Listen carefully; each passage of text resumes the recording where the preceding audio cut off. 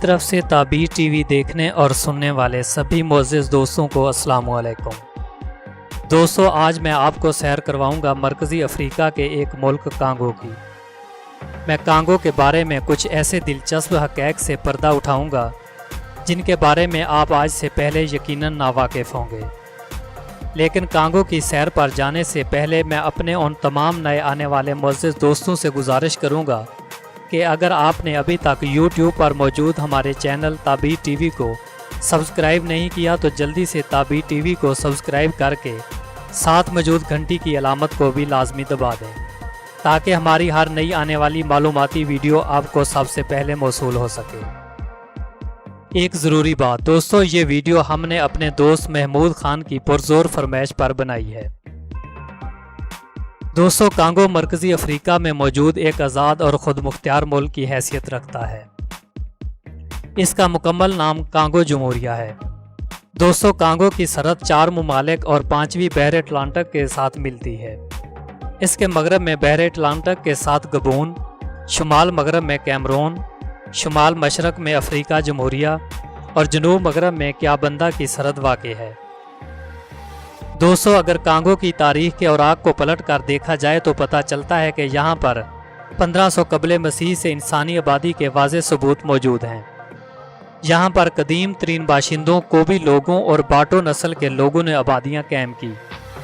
یہ وہی لوگ تھے جنہوں نے موجودہ انگولا، گبون اور موجودہ کانگو جمہوریہ کے علاقوں پر قبضہ بھی کیا تھا، اور انہی لوگوں نے ان ملکوں کے درمیان نسلی امتیاز کو بھی فروغ دیا۔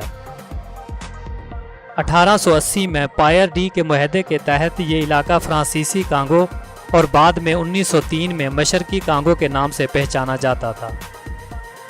1958 میں فرانسیسی آئین کی اصلاحات کے دوران کانگو ایک فرانسیسی خود مختار کالونی بن گیا۔ اپریل 1959 میں نئے انتخابات کیے گئے جس کے نتیجے میں کانگو نے 15 اگست 1960 کو فرانس سے مکمل آزادی حاصل کی۔ سب سے پہلے کانگولیس فوج نے ملک کا چارج سنبھالا اور بعد میں 1963 کے آئین کے تحت مسامبا دیوبندہ 5 سالہ مدت کے لیے ملک کے پہلے صدر منتخب ہوئے۔ 1965 میں صدر مسامبا کے دور حکومت میں کانگو نے سوویت یونین، پیپلز جمہوریہ چین، شمالی کوریا کے ساتھ تعلقات قائم کیے۔ اس کے علاوہ ملکی فوج کو تربیت دینے کے لیے کیوبا کے فوجی یونٹس کو بھی کانگو میں مدعو کیا گیا۔ جون 1996 کو کانگو کے منتخب صدر پاسر لیوسوبا نے اقتصادی اصلاحات کو بہتر بنانے کے لیے IMF کے ساتھ ایک معاہدے پر دستخط بھی کیے۔ 1997 میں کانگو کی جمہوری ترقی کو ختم کر دیا اور صدر لیوسوبا اور ساسو کے درمیان اقتدار کے لیے لڑائی شروع ہو گئی۔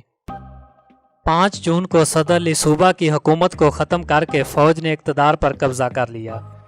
ان متنازع انتخابات میں سوسو کو تقریباً 90% ووٹ ڈالے گئے کیونکہ ان کے حریف سابق صدر لیوسوبا کو انتخابی مقابلے سے روک دیا گیا۔ ان انتخابات کے دوران سرکاری فوج اور باغیوں میں پھر سے لڑائی شروع ہو گئی، لیکن ایک پادری نیٹومی کی قیادت میں سرکاری فورسز اور باغیوں کے درمیان امن معاہدے پر دستخط بھی کروائے گئے۔ دوستو، کانگو کے پرچم کو 15 ستمبر 1959 میں سرکاری سطح پر اپنایا گیا تھا۔ 1960 میں فرانس سے آزادی کے بعد بھی اس میں کوئی تبدیلی نہیں کی گئی۔ کانگو کے موجودہ پرچم کا ڈیزائن کانگو کے آئین میں آرٹیکل 5 میں موجود ہے۔ پرچم کے رنگ ملکی ثقافت، سیاست اور علاقائی اقدار کی پاسبانی کرتے ہیں۔ پرچم میں موجود سبز، پیلا اور سرخ رنگ افریقی تحریک کی نمائندگی کرتے ہیں۔ دوستو، برازاویل کانگو کا سب سے بڑا شہر ہونے کے ساتھ ساتھ اس کا دارالحکومت ہونے کا اعزاز بھی رکھتا ہے۔ کانگو کا کل رقبہ 3,42,000 مربع کلومیٹر ہے اور رقبے کے لحاظ سے یہ دنیا میں 64ویں نمبر پر شمار ہوتا ہے۔ کانگو کی کل آبادی 5,12,05,821 افراد پر مشتمل ہے اور آبادی کے لحاظ سے دنیا میں 124ویں درجے پر آتا ہے۔ کانگو میں سرکاری اور علاقائی سطح پر بولی جانے والی زبانوں میں فرینچ، کیوٹوبا اور لنگالا ہیں۔ دوستو، اگر کانگو کے موسم کے بارے میں بات کی جائے تو ملک میں تقریباً سارا سال ہوائیں چلتی رہتی ہیں۔ ملک کے بیشتر حصوں میں دن کے وقت اوسط درجہ حرارت 21 سیلسیس تک ہوتا ہے۔ کانگو میں خشک موسم جون سے اگست تک ہوتا ہے اور باقی مہینوں میں تقریباً بارش ریکارڈ کی گئی ہے۔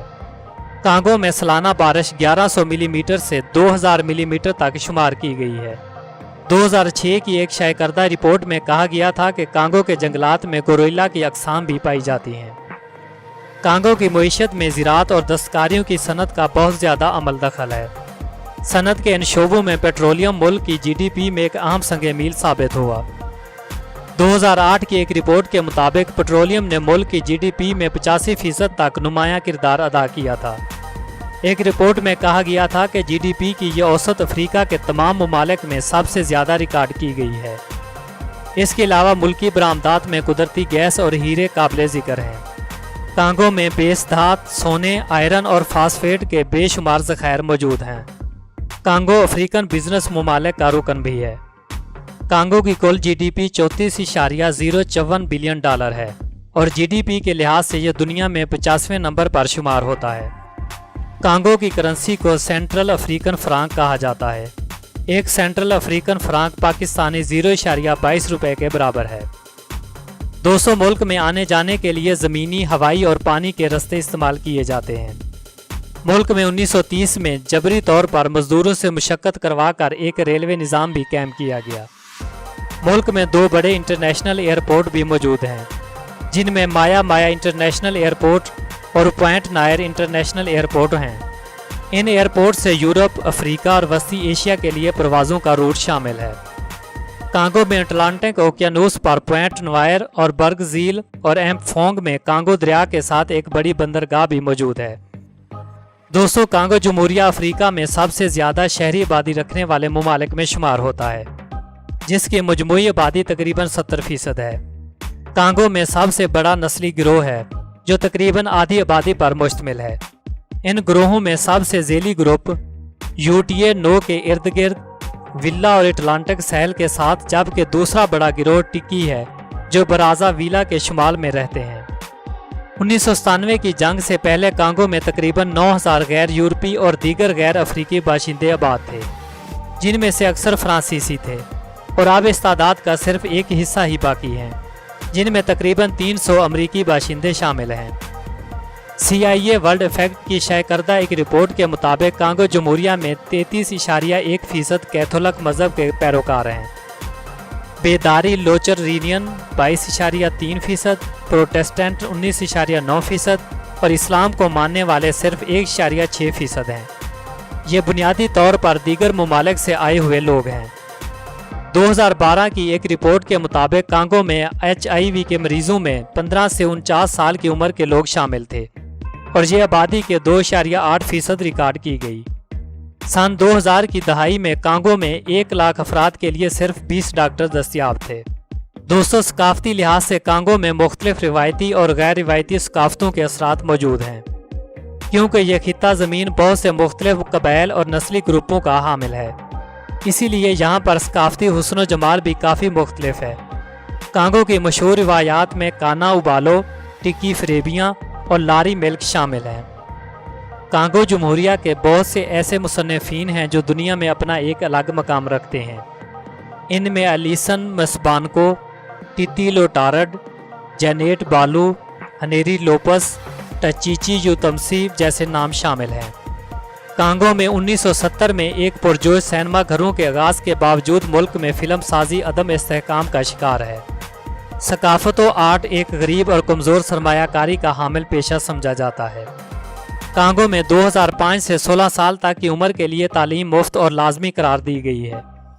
2005 میں پرائمری اسکولوں میں داخل ہونے والے طالب علموں کی تعداد 44% تھی۔ اس کے علاوہ ملک میں بہت سی یونیورسٹیاں بھی قائم ہیں جو طب، قانون اور دیگر بہت سے شعبوں میں اعلیٰ تعلیم فراہم کرتی ہیں۔ کانگو میں تمام تر تعلیمی نظام فرانسیسی نظام تعلیم رائج ہے۔ دوستو، کانگو کی فٹ بال ٹیم نے 1972 میں اقوام متحدہ کی طرف سے کرائے جانے والے افریقی کپ بھی اپنے نام سے منسوب کیا تھا۔ کانگو جمہوریہ میں 2008 سے ایک سرکاری ٹیلی ویژن اور 10 نجی ٹیلی ویژن چینلز ملک میں معلوماتی اور تفریحی پروگرامز پیش کر رہے ہیں۔ کانگو کی دفاعی افواج میں بری فوج، بحری فوج اور ایئر فورس شامل ہیں۔ کانگو کی دفاعی افواج 16 جنوری 1961 میں تشکیل دی گئی۔ ملکی افواج میں سب سے زیادہ فرانسیسی اہلکاروں کو بھرتی کیا گیا۔ लेकिन 1963 में सदर एल्फोनस ने इक़्तिदार पर कब्जा करने के बाद तमाम फ्रांसीसी एहलकारों को निकाल दिया और मलेशिया फ़ौजियों को क्यूबा से फ़ौजी तरबियत दिलवाकर बहुत बड़ी तादाद में आला ओहदों पर भर्तियाँ की गईं।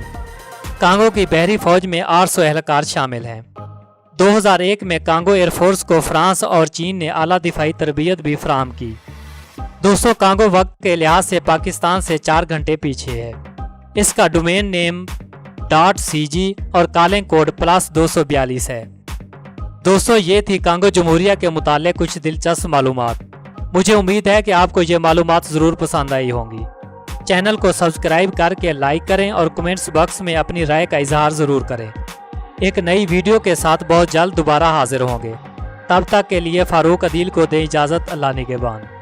दोस्तों, पाकिस्तानी फ़ौज के लाजवाल कारनामों के बारे में दिलचस्प हक़ाइक़ जानने के लिए हमारे दोस्त के चैनल पाक प्रोडक्शन को ज़रूर विज़िट करें।